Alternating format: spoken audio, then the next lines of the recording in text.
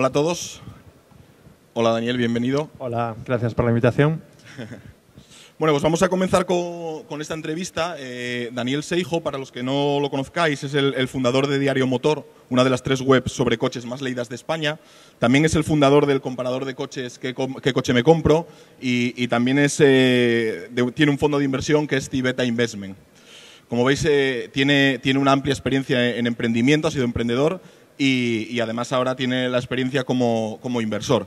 Si por si eso fuera poco, en febrero de este año ha pasado a ser el CEO de Meneame, que supongo que la conoceréis todos, pero es el mayor agregador de noticias de España y una de las comunidades que más se mueve en los últimos 10 años en nuestra comunidad, ¿no? ¿Cuántos conocéis Meneame, sinceramente? A ver, ¿cuántos conocéis Meneame, por favor?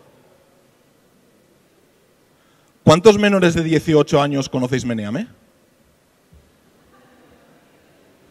Bueno, pues ya os quiero ver a todos entrando en Meneame, porque de verdad que tenéis ahí mucho que ver y mucho que aprender. Yo os quiero ver criticando Meneame, ¿vale? Es una de las cosas que os quería pedir. A través de Twitter o a través de mi email o como queráis, que entréis y me digáis por qué no lo usaríais. Yo lo sé, ¿vale? Pero una de las cosas que necesitamos es la renovación y atraer a público que ahora mismo está en Snapchat, está en Instagram, está en Twitter en menor medida. Entonces, eso ya os lo dejo caer de entrada.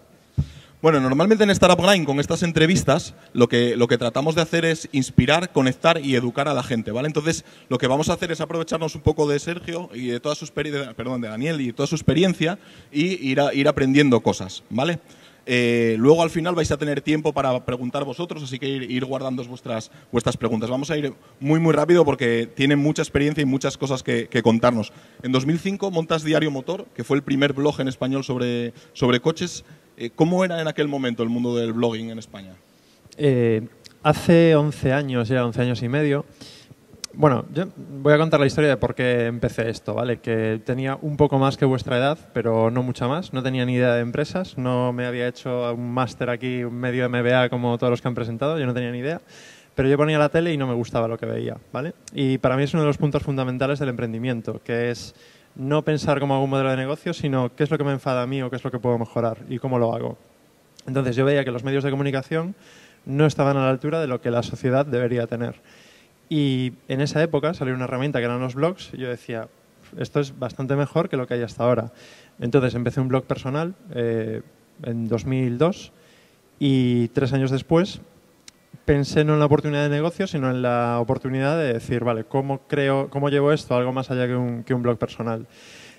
Pensé primero en tecnología o un medio generalista, pero había gente mucho más lista y con mucho más recursos y con mucha más experiencia que yo haciendo lo mismo. Lo cual para mí es un mensaje a los que quieran empezar algo que realmente con que haya otros competidores grandes dices, vale, yo puedo encontrar mi nicho, no me debería dar miedo. Y en motor pues no había nadie y dije, voy a hacerlo yo. Y bueno, comentabas en aquel momento, te vi en una entrevista que decías que no te gustaban los monopolios de la información. Trayéndolo esto a nuestros días, ¿tú cuánto crees que nos puede estar influyendo ahora mismo Google, Apple, mismamente Netflix, con los documentales adoctrinadores que tiene? ¿Tú crees que realmente somos libres ahora al buscar información?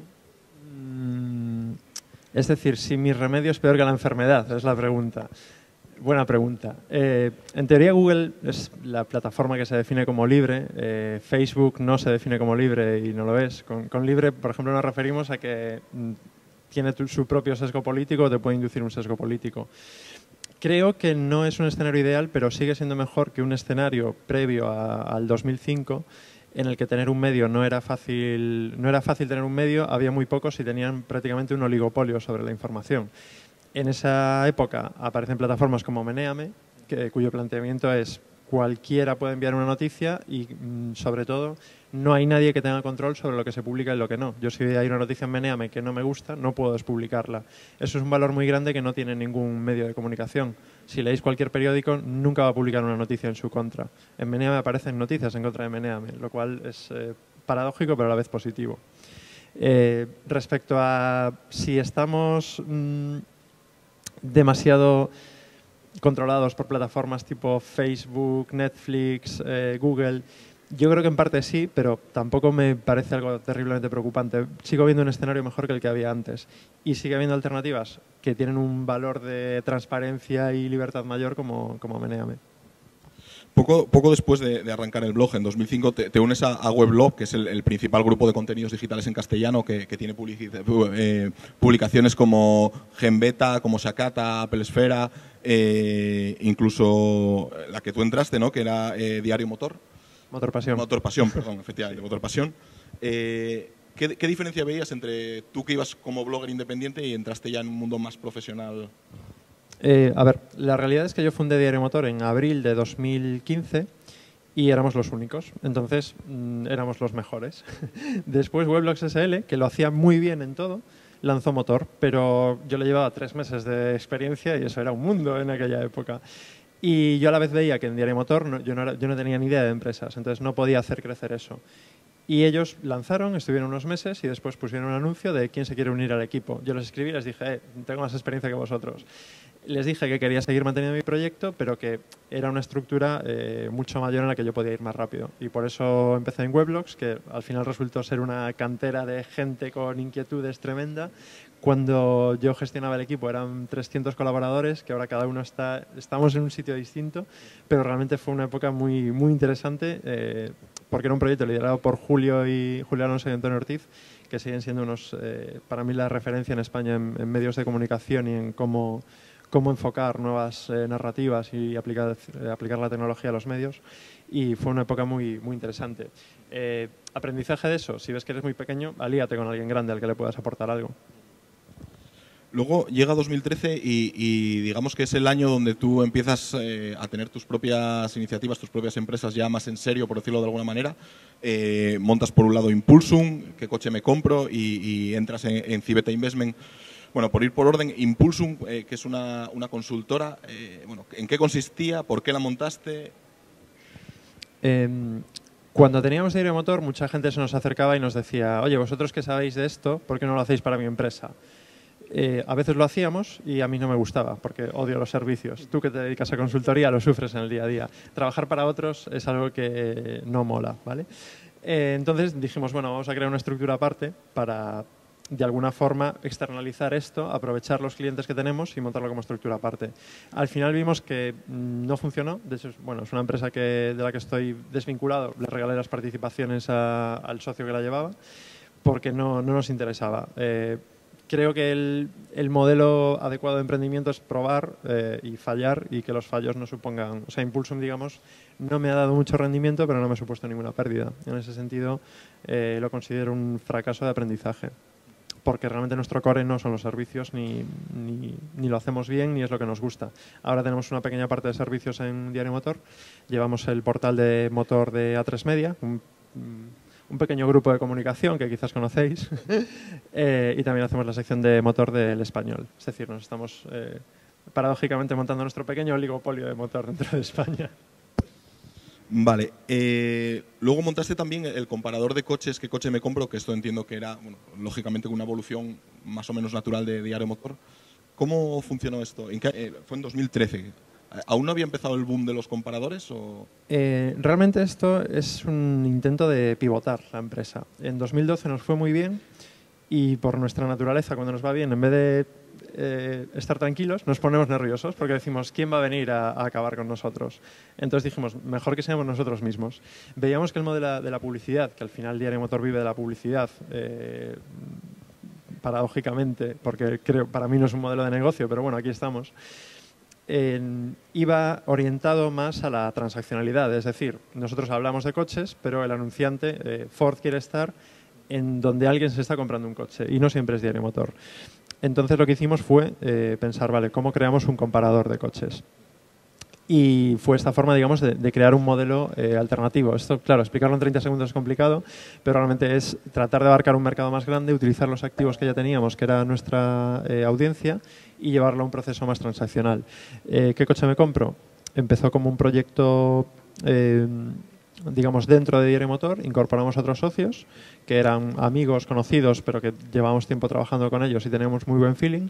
Y ahora pues es un ejemplo de empresa que va a facturar unos 150.000, 200.000 euros este año, más o menos en break-even, ya no da pérdidas y sin financiación. Entonces, bueno, es una pequeña startup dentro del grupo. Claro, vosotros ahí tenéis el valor añadido de que ya tenéis la audiencia de mano, que al final es un poco lo complicado en esta clase de proyectos.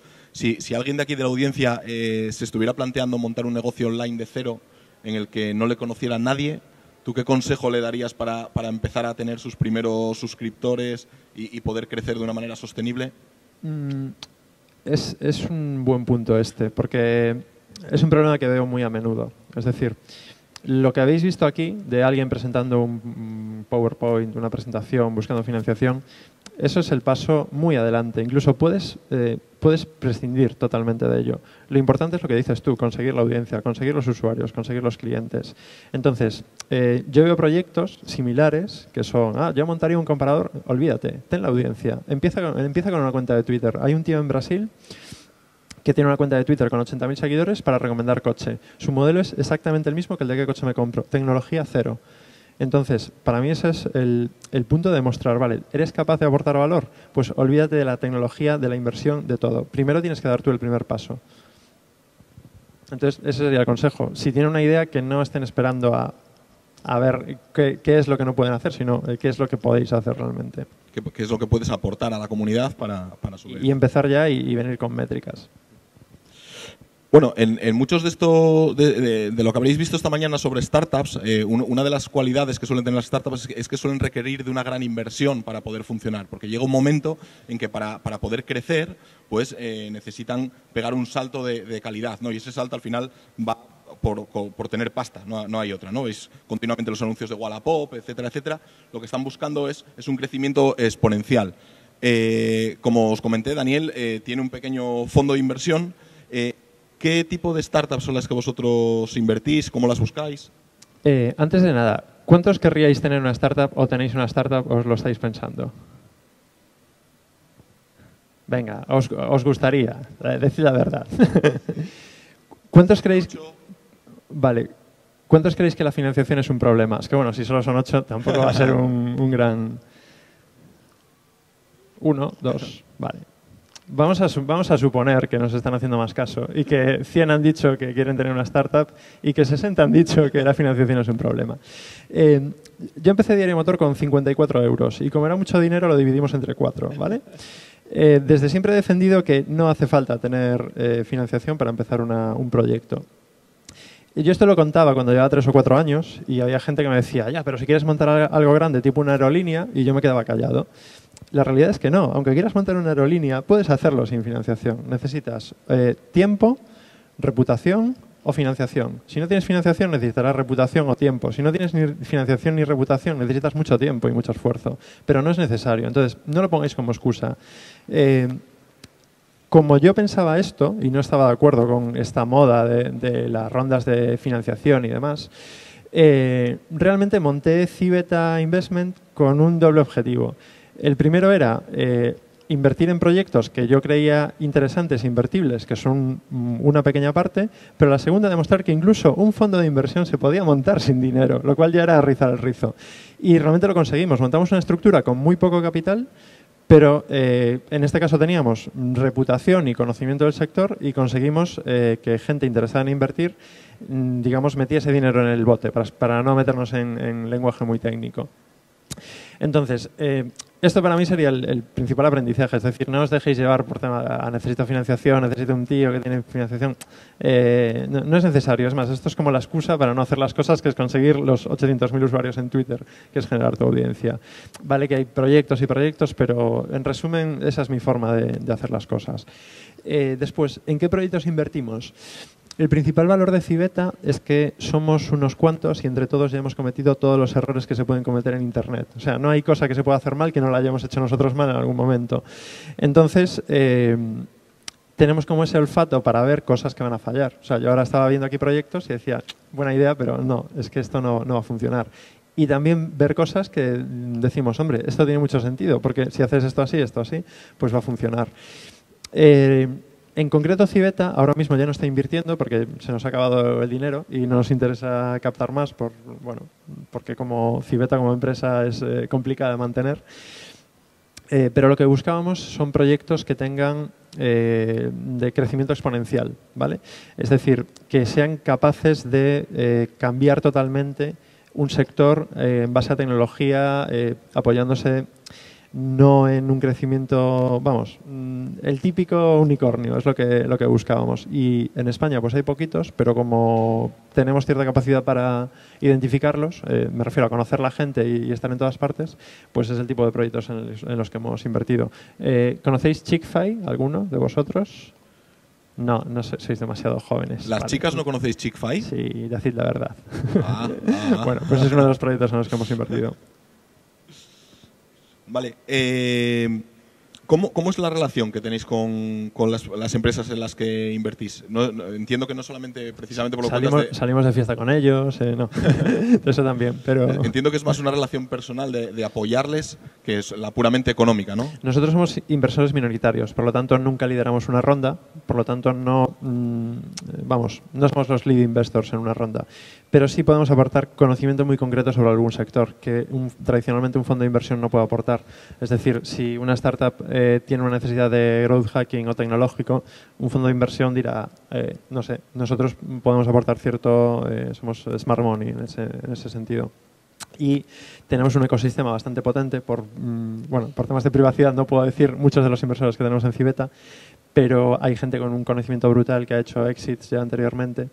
Y esto está siendo una chapa. Acabo de utilizar Exit y esto no puede ser.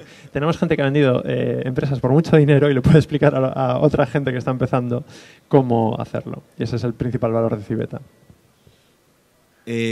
Cuéntanos alguna anécdota con alguna de las startups que hayáis invertido. Algo que no se pueda contar. Algo que no sé, es que no sé. Civeta nos consideramos realmente... No estáis tuiteando, ¿no? Hay streaming. Da igual. Civeta es una secta, ¿vale? O sea, nos vamos de cena, hablamos de temas como el futuro de la humanidad y demás.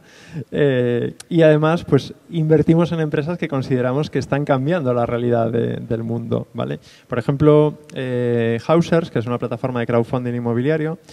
Esto era una idea que yo tenía desde que tenía 18 años. Me fui al primer piso de alquiler y me tomaban el pelo como estudiante, ¿no? Y yo decía, esto no puede ser que los pisos de alquiler estén en manos de inversores particulares cuyo único activo es una vivienda secundaria. Esto debería haber una mega estructura que la gestionase mejor, de forma que si yo rompo un mueble de IKEA de hace 40 años, que es la basura que me han puesto en el piso, no me eche la bronca a una señora que no tiene ni idea de gestión. Vale, resumiendo el sector de forma rápida. Entonces todo el mundo que quiera comprar un piso debería juntarlo de alguna forma en un fondo común. Bueno, esta es la idea de Housers. Y nosotros tenemos ese tipo de ideas locas que no podemos llevar a cabo. Y de repente viene alguien que es el fundador de Simio, de la operadora móvil, con otra persona que tiene un montón de conocimiento sobre el mundo inmobiliario y dice, hemos montado esto y nosotros pues nos encanta, ¿vale? Es decir, es un tema de ideas que nos gustaría haber montado nosotros, pues poder apoyarlas y poder tener nuestro punto de vista. ¿Cuáles son los puntos que más valoráis cuando viene una startup a veros y, oye, quiero inversión? ¿Qué cosas, por ejemplo, qué cosas las descartan de mano en los 5 primeros minutos? Deuda. No tener un producto mínimo funcionando. Realmente no hay, la verdad es que no. Somos suficientemente raros como para que no haya ningún factor de descarte. Pero, por ejemplo, cosas que a mí no me gustan. Si nos está escuchando la gente que daba las presentaciones como feedback, a mí no me gusta que hablen de mercado potencial. Me gusta que hablen de cuánto han conseguido. Porque eso es la estrategia de Lola Flores de si cada español me diese una peseta, ok, pero no te la va a dar. Entonces, el mercado potencial está bien, pero ¿cuánto has conseguido realmente? Segundo, los premios no me interesan. A mí me interesan los usuarios, la facturación, métricas que ya hayas conseguido. Entiendo que cuando estás empezando no tienes eso, pero es que para mí eso es el paso previo antes de presentarlo. Es decir, yo cuando voy con un proyecto voy con el Analytics abierto y con la cuenta de Twitter y diciendo esta es la gente que me sigue, esta es la audiencia que yo tengo. A partir de aquí puedo construir, porque realmente ideas las tenemos todos. Yo ahora digo, quiero montar una plataforma que sea como Snapchat. Ok, Vale, lo puedo hacer, pero ¿cómo voy a conseguir a la gente? ¿Cuál es mi factor diferencial? ¿Cómo el inversor sabe que yo soy el que lo va a conseguir? Eso al final lo tienes que demostrar con métricas. ¿Qué ocurre? Civeta no es un fondo al uso que tiene una serie de parámetros. Nos guiamos porque si consideramos una persona que es brutal, yo digo, yo quiero invertir en ti, me da igual que tengas métricas o no. Bueno, ya lo comentabas tú, es verdad que en las startups a veces hay como mucha inquietud con el tema de conseguir financiación, ¿no? Y no se para a pensar bien las cosas, pero cuando una startup realmente llega a un punto en que considera que necesita financiación, ¿tú qué le recomiendas a la hora de buscar inversor? Porque hay un error que se comete bastante a menudo, que es buscar cualquier inversor. Buscar inversores es como casarse. Deberías elegir muy bien la persona que dentro de un año, cuando las cosas vayan mucho peor de lo que piensas, te va a llamar y te va a poner contra las cuerdas. Entonces, yo personalmente buscaría a alguien que me pueda aportar algo más que dinero y que comparta los valores y la filosofía del proyecto. Es decir, si alguien te da el dinero porque sí, yo le diría que no. Tiene que tener como una visión más concreta. ¿Qué ocurre? Esto a nivel emprendimiento general para alguien que está empezando. Luego hay casos y casos, es decir, luego en determinados casos puedes necesitar únicamente un socio financiero, un préstamo convertible. Hay 1000 casos, pero como idea general desde el punto de vista de emprendedor, yo solo me he unido a gente que considero que estoy alineado en valores, que entienden perfectamente lo que estoy haciendo, que cuando tome una decisión que no les guste la van a aceptar, no me van a decir es que esto no debería ser así. Y más un tema de alineación de valores y que te puedan aportar algo. Que cuando te llamen no sea para preguntar, para pedir, sino para dar. Volviendo un momento a Diario Motor, que es una de las cosas que suele pasar mucho con las startups y que a mí me interesa mucho comentar siempre. Cuando montaste 2005 al final era un blog poco más que personal. Y hoy día ya es una publicación en toda regla, ya es una empresa en toda regla. ¿Cómo fue esa evolución en los años? ¿Cómo fuiste autoaprendiendo, entre comillas, a gestionar gente, a crecer?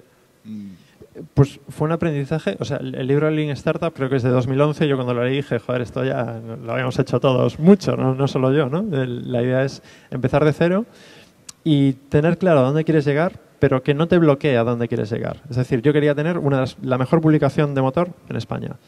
Se podía, por supuesto que no, pero en vez de estar pensando cómo lo iba a hacer y buscando financiación, dije, vale, voy a empezar por lo mejor que lo puedo hacer en cada momento. Y a la vez, nosotros tuvimos dos ventajas competitivas. Mientras nuestros competidores se gastaban 1 millón de euros en la plataforma, mi socio y yo lo programábamos todo con un WordPress que nació en 2005 y lo hacíamos todo desde cero, porque para nosotros era nuestro... digamos, el lenguaje que ya conocíamos. Eso es una ventaja para los que estáis empezando ahora. Conocéis perfectamente lo que funciona ahora. Nosotros, los que llevamos 10 años, ya estamos un poco viejos en eso. Y la idea es siempre pensar como usuario qué es lo que te interesa a ti y hacerlo para los demás. No pensar desde el punto de vista corporativo de soy una gran empresa de medios, entonces tengo estas estructuras de las que no me puedo salir, sino plantear las cosas totalmente desde cero, que es algo que sigue estando totalmente vigente. Es decir, yo estoy convencido de que ahora hay alguien montando el que será el próximo Diario Motor. Nosotros también lo estamos haciendo, pero hay alguien que entrará en Diario Motor. Por eso os preguntaba lo de Menéame. ¿Qué es lo que veis mal de Menéame o de Diario Motor? ¿Cómo lo haríais mejor? Pues la idea de montar un proyecto es esa, hacerlo mejor que otros que ya lo están haciendo. Por el camino descubres que hay muchas cosas que hacemos mal, que tiene mucho sentido que la hagamos mal, porque tenemos cierta información que vosotros igual no tenéis, pero la idea es tratar de superar esa barrera desde un punto de vista, desde una óptica como muy abierta de esto es una basura, yo puedo hacerlo mejor. Eso es innovación al final. Cuéntanos algún error que cometierais en Diario Motor, porque lo cometisteis y... El gran error a nivel empresa es no haber crecido antes, ¿vale? Como somos gallegos y me imagino que por aquí pasa lo mismo, no tenemos una visión como de vamos a comernos el mundo. Entonces yo digo, claro, si supiese el 10% de lo que sé ahora hace 7 años, hubiese ido muchísimo más rápido. Pero tampoco es un error, es una elección al final. Y en cuanto a errores, para mí los errores son siempre aprendizaje. Nosotros siempre lanzamos pequeños mini proyectos que pueden salir bien o pueden salir mal. ¿Qué coche me compro? Es uno de ellos, que ha salido muy bien. Impulsum es otro, que no ha salido tan bien. Entonces, Para mí la idea realmente es disfrutar los errores que cometes, aprender de ellos y tratar de lanzar una cosa mejorada. Bueno, ¿ya sabéis todos lo que es Meneame? ¿Ya lo mirasteis? Porque, claro, yo como soy más viejuno, pues una de las cosas que más me interesaba era ver por qué este hombre se metió en el charco de empezar en Meneame. Meneame es una de las mayores comunidades de trolls de España, solo superada por Forocoches.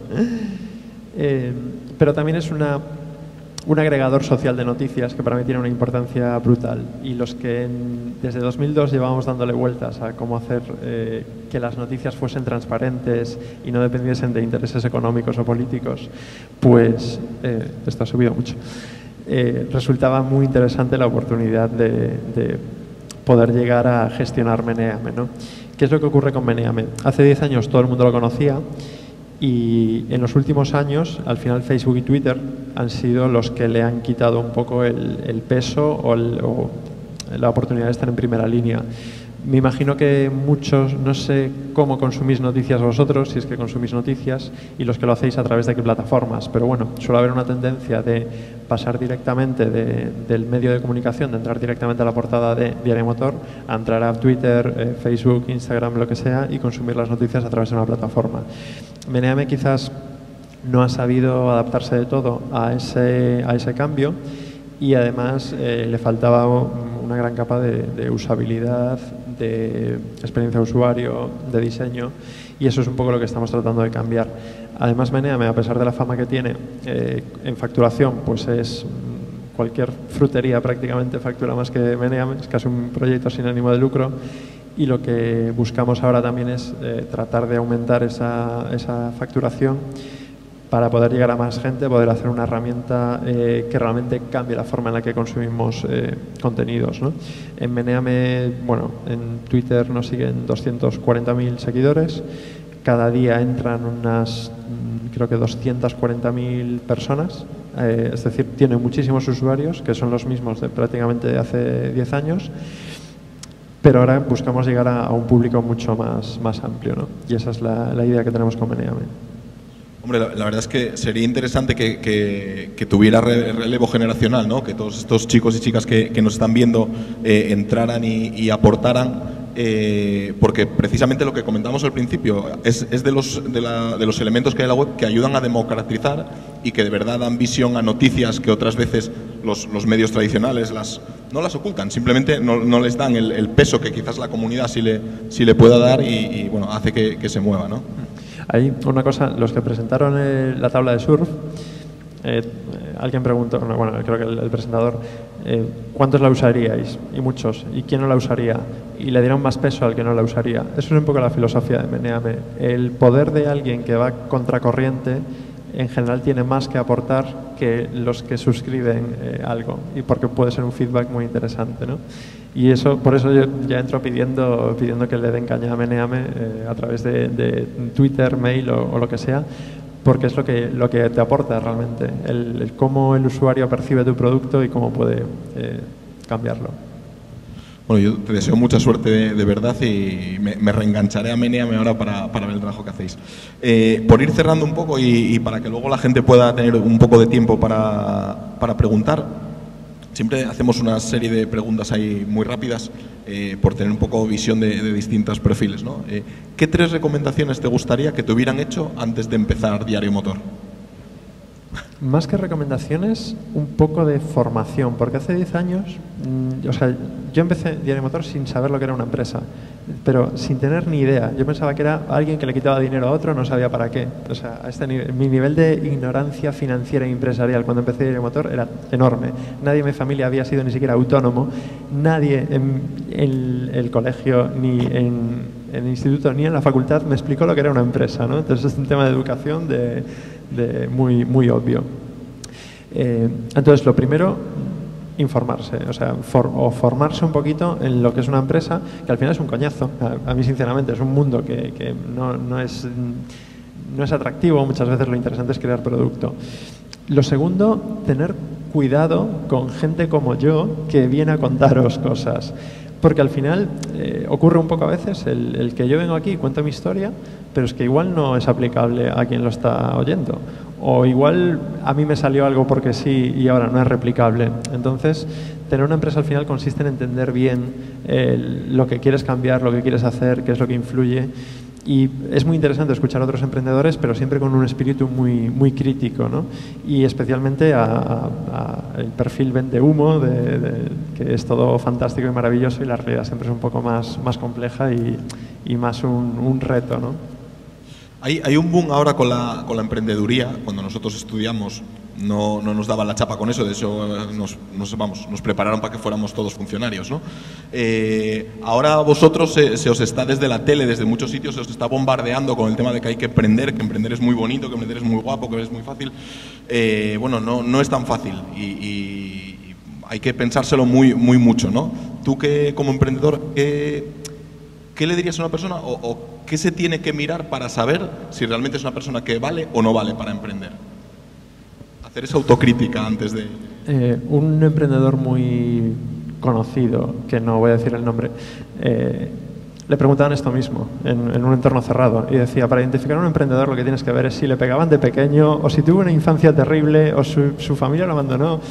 Y dices, joder, pues hay cierta correlación con eso, ¿no? Porque estás como... es decir, tienes que tener una inquietud, ¿no? a ciertas cosas. Yo identificaría dos cosas. Cuando estás en un entorno, pues sea una cena de amigos, lo que sea, ¿quién es el que al final organiza? ¿Quién es el que tira del grupo? Eso para mí es uno de los valores. O al menos, ¿quién se plantea al decir, joder, estáis haciendo eso mal, yo lo haría de otra forma, se puede cambiar eso? De todas formas, yo creo que para pasarte desde los 22, 23 años hasta los 65, 68, siendo funcionario o trabajando para otra empresa, yo creo que todo el mundo por lo menos debería plantearse si es buena idea o no. No digo que sea siempre buena idea, pero hay que probar. Yo tuve experiencia como semifuncionario durante un mes de becario y dije, esto no es lo mío. Y tuve experiencia durante mes y medio trabajando por cuenta ajena y dije, esto no es lo mío. Entonces, tienes que probar. De la misma forma, yo creo que también es interesante probar como emprendedor. Y la gente joven tenéis la ventaja de que no tenéis mucho que perder, no tenéis que renunciar a un trabajo para esto porque ya no lo tenéis. Entonces, es un buen momento para, por lo menos, empezar un pequeño proyectillo, no necesariamente para ganar dinero, sino para entender cómo es crear un proyecto, gestionar una pequeña organización, gestionar gente, tratar con gente. Entonces, yo le recomendaría a todo el mundo que pruebe, pero no necesariamente a todo el mundo que sea emprendedor. Esta moda bueno, es casi una moda por las circunstancias económicas, ¿no? Bueno, yo creo que por mi parte ya no voy a preguntar más. ¿Tenéis alguna pregunta que le queréis hacer a Daniel? Ahí hay una mano y lo que no hay son micrófonos, así que levántate y grita. Sí, tú, levántate y grita.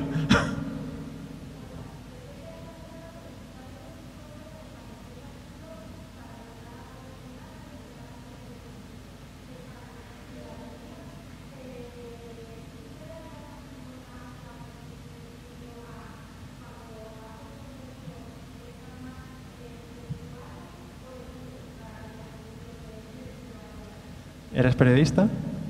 Vale. Lo primero, al final las dos preguntas van bastante relacionadas. Si tú eres, como medio de comunicación, si eres una empresa de medios o una empresa de distribución de contenidos o de marketing, ¿no? El otro día a mí me decían, es que Diario Motor no es una empresa de generación de contenidos, es una empresa de distribución. Y me sentí dolido, pero dije, bueno, tienes parte de razón, ¿no? Lo primero, no te obsesiones, sobre todo cuando empiezas. Haciendo muy bien la parte de SEO, de marketing, da igual. Si no tienes un producto brutalmente diferencial, va a dar igual lo que hagas en SEO. Entonces, te puedes pasar la vida escuchando consejos de SEO, pero el SEO es como usar desodorante en vez de ducharse, ¿vale? Es la mejor definición. Una vez te duchas, puedes usar desodorante, pero no lo sustituye. Entonces, lo que necesitas es un producto brutal editorialmente. ¿Cómo se hace eso? Pensando en el usuario, totalmente, ¿vale? Esto lo decimos todos y luego tenemos a 1000 personas en nómina con SEO, pero porque al final creéis que tienes una base suficientemente buena. Te lo pongo de otra forma. Competir con SEO en diario motor no es posible, competir en contenido podría serlo. Entonces es una oportunidad mayor y esto aplicable a casi cualquier competidor que puedas tener. ¿Y había alguna más? ¿Cuál era la segunda pregunta? Ahí está. Vale. ¿Alguna pregunta más ahí al fondo?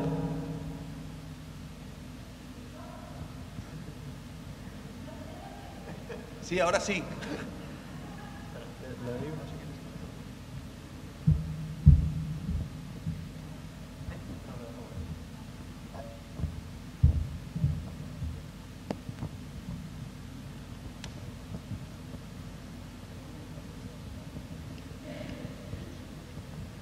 Gracias. Bueno, mi pregunta es más que sobre negocios o sobre